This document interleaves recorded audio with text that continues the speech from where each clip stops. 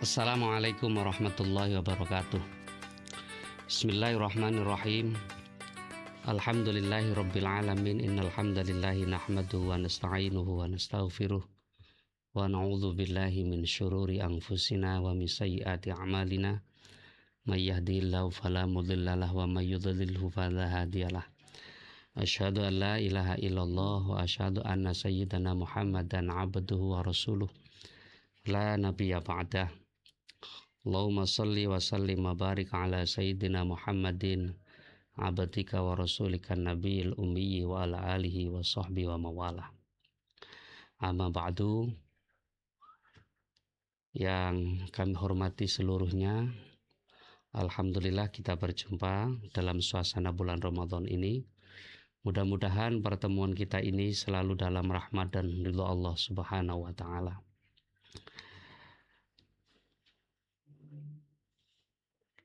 Di dalam sebuah hadis diterangkan ad-du'a huwal ibadah. Doa itu adalah ibadah. Ad-du'a disebut ibadah karena memang doa menjadi salah satu ajaran Islam yang sangat penting. Bahkan secara bahasa, sholat itu maknanya adalah ad-du'a. Kenapa sholat disebut ad-du'a? Karena di dalam sholat, di samping zikir-zikir kepada Allah, yang juga dibaca adalah doa. Iyyaka na'budu wa iyyaka nasta'in, ihdinas siratal mustaqim, siratal ladzina an'amta 'alaihim, ghairil maghdubi 'alaihim waladdallin. Ini adalah doa. Oleh karena itu maka wajar kalau kemudian setelah doa kita mengusap wajah. Karena memang selesai doa, yakni sholat itu, kemudian kita mengusap wajah. Di dalam sholat kita banyak membaca doa. Doa sebagaimana yang kami sampaikan tadi adalah ajaran yang sangat penting di dalam Islam. Ada dua mazhab dalam konteks ini, ada yang orang membaca doa senang panjang, ada yang senang pendek. Masing-masing punya argumentasi, masing-masing punya alasan. Yang pertama menyebut bahwa doa panjang itu bukan semata-mata ingin agar apa yang menjadi keinginan dan harapan di dalam doa itu dikabulkan oleh Allah Subhanahu wa taala. Tetapi lebih dari itu adalah dalam rangka untuk dekat dengan Allah Subhanahu wa taala. Ad-du'a wal ibadah. Motivasinya semata-mata memperpanjang doa itu adalah dalam rangka untuk ibadah kepada Allah Subhanahu wa taala, bukan yang lainnya. Yang kedua, madhab yang senang doanya pendek. Dia tidak suka panjang, karena tahu bahwa sesungguhnya Allah tahu apa yang menjadi keinginan kita. Allah tahu apa yang menjadi harapan kita. Allah sangat tahu apa yang menjadi kebutuhan kita. Tidak perlu panjang. Yang penting adalah kita meminta kepada Allah sesuai apa yang menjadi kebutuhan kita. Tentang doa ini, Allah memberikan janji bahwa siapapun yang berdoa akan diijabahi oleh Allah. Ud'uni astajib lakum. Tetapi seringkali dipahami ayat ini bahwa yang diijabahi, yang dikabulkan oleh Allah adalah semua doa kita. Ada yang protes, loh, saya berdoa kenapa tidak diijabahi oleh Allah? Nah, kesalahpahaman seperti inilah yang kemudian seringkali menimbulkan, bisa jadi mengarah kepada cara penggerusan keimanan di dalam hati kita. Nah, ayat ini harus dipahami bahwa Allah mengabulkan bukan berdasarkan permintaan kita, tetapi Allah mengabulkan berdasarkan apa yang paling manfaat buat manusia menurut Allah Subhanahu wa taala. Nah, hadirin Bapak Ibu sekalian yang dirahmati oleh Allah, Ada beberapa hal satu doa bisa diijabahi atau dikabulkan oleh Allah Subhanahu wa taala. Di samping ada syarat dan adab tertentu, umpamanya kalau berdoa harus ikhlas, harus dimulai dengan membaca sholawat kepada Rasulullah Shallallahu Alaihi Wasallam, termasuk harus ditanamkan di dalam hati dan yakin bahwa doa itu akan dikabulkan oleh Allah. Tapi ada faktor-faktor lain yang juga patut diperhatikan agar doa yang kita baca mudah dan cepat dikabulkan oleh Allah. Pertama adalah doa itu kadangkala mudah dikabulkan oleh Allah sangat tergantung pada siapa yang berdoa.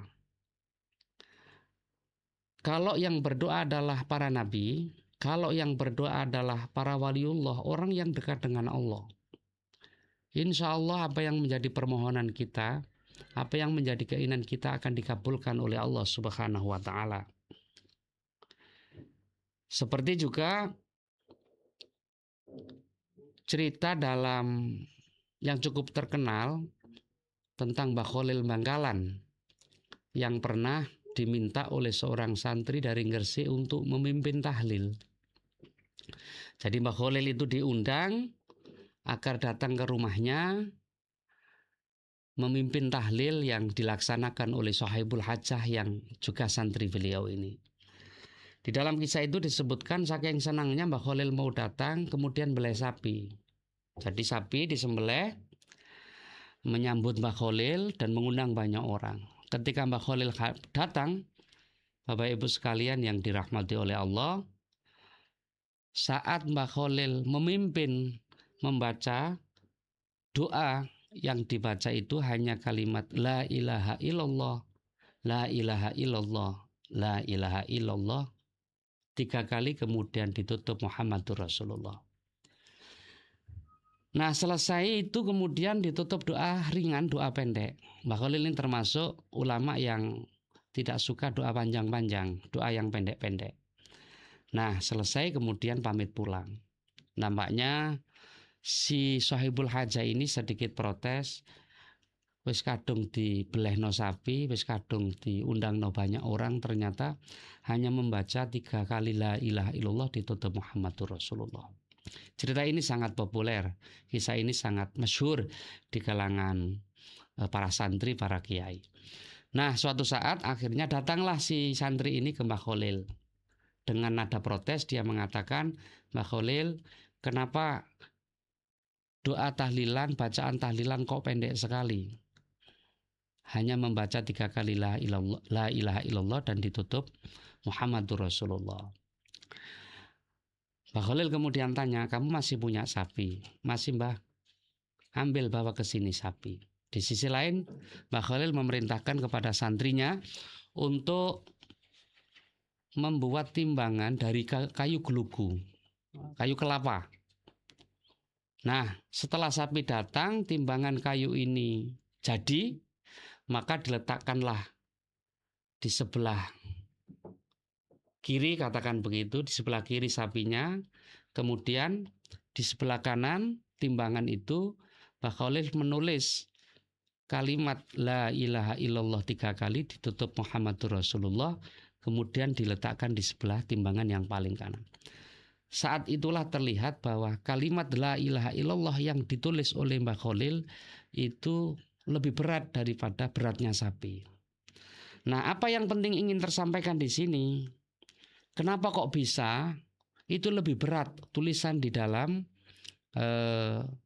kertas yang ditulis oleh Mbah Khalil itu semata-mata karena faktor Mbah Khalilnya. Kalau saya yang menulis, Anda yang menulis, ya tetap aja tidak akan ada perubahan. Tapi karena yang menulis Mbah Khalil, maka tentu ini berbeda. Karena yang menulis, yang berdoa, yang membaca adalah orang yang sangat alim, orang yang sangat dekat dengan Allah, dan Mbah Khalil ini adalah bagian dari waliullah. Nah, termasuk doa orang yang mustajabah itu adalah doa orang tua kita. Termasuk doa yang mustajabah, yang mudah dikabulkan oleh Allah itu adalah doa orang tua kita. Ada satu hadis yang menjelaskan tentang doa orang tua kita ini akan mudah dikabulkan oleh Allah Subhanahu wa taala dalam riwayat Ad-Dailami, yakni doaul walid liwaladihi ka du'ain nabi li ummati. Doa orang tua kepada anaknya seperti doa Nabi kepada umatnya. Maka jangan heran doa orang tua ini pasti akan diijabahi oleh Allah. Dan Allah tidak memandang apakah orang tua kita ini orang yang soleh atau tidak soleh. Yang penting orang tua kita itu doanya pasti akan diijabahi oleh Allah Subhanahu wa taala. Nah, itu faktor yang pertama. Faktor yang kedua, doa kita bisa mustajabah, bisa diijabahi oleh Allah itu tergantung dari tempat kita berdoa. Kalau doanya itu dibaca di multazam, doanya dibaca di Raudhah, di sekitar Ka'bah, di Masjidil Haram, Masjid Nabawi, di dekat makam Rasulullah, di tempat-tempat itu yakin bahwa doa akan mudah diijabahi oleh Allah, dikabulkan oleh Allah Subhanahu wa taala. Yang ketiga, doa itu dibaca di waktu-waktu mustajabah. Termasuk bulan Ramadan ini, apalagi di hari-hari terakhir bulan Ramadan. Ada namanya malam ganjil, khususnya malam Lailatul Qadar. Ini termasuk waktu-waktu mustajabah untuk memohon kepada Allah Subhanahu wa taala agar apa yang menjadi harapan kita, menjadi keinginan kita dikabulkan oleh Allah Subhanahu wa taala. Kemudian yang keempat, doa kita mustajabah itu dari mana doa itu diambil? Yakni dari Al-Quran, dari hadis. Kalau dari Al-Quran, karena itu firman Allah, kalam Allah, insya Allah dan yakin itu akan mudah diijabahi oleh Allah. Kalau itu doa pernah dibaca oleh Rasulullah, keluar dari diri Rasulullah doa itu, berarti berada dalam hadis, dalam sunnah, maka yakin akan mudah diijabahi oleh Allah. Jadi faktor-faktor ini, Bapak Ibu sekalian yang dirahmati oleh Allah, seorang memohon kepada Allah, jika salah satu dilakukan insya Allah dan yakin akan diijabahi oleh Allah Subhanahu wa taala. Bulan Ramadan ini bukan hanya waktu tapi tempat yang terbaik bagi kita untuk berdoa kepada Allah. Dan salah satu doa orang berpuasa itu bagian dari yang mudah diijabahi oleh Allah Subhanahu wa taala. Dalam riwayat Ibnu Majah dari Abu Hurairah, ia berkata, Rasulullah Shallallahu Alaihi Wasallam pernah bersabda, ada 3 doa yang tidak tertolak. Yang pertama adalah doa pemimpin yang adil, doa orang yang berpuasa, dan doa orang yang terzalimi. Maka di dalam hadis ini jelas bahwa salah satu doa yang tidak ditolak oleh Allah Subhanahu wa taala adalah doa orang yang menjalankan puasa. Betapa indahnya dia puasa di hari-hari terakhir bulan Ramadan, ketemu Lailatul Qadar, komplit sudah. Yakinlah bahwa doa orang seperti ini akan diijabahi oleh Allah Subhanahu wa taala. Mudah-mudahan kita semua termasuk golongan orang-orang yang selalu istiqomah di dalam menjalankan perintah Allah, termasuk menjalankan ibadah-ibadah di bulan Ramadan. Mohon maaf atas segala kekurangan. Wallahul muwaffiq ila aqwamit thoriq. Wassalamualaikum warahmatullahi wabarakatuh.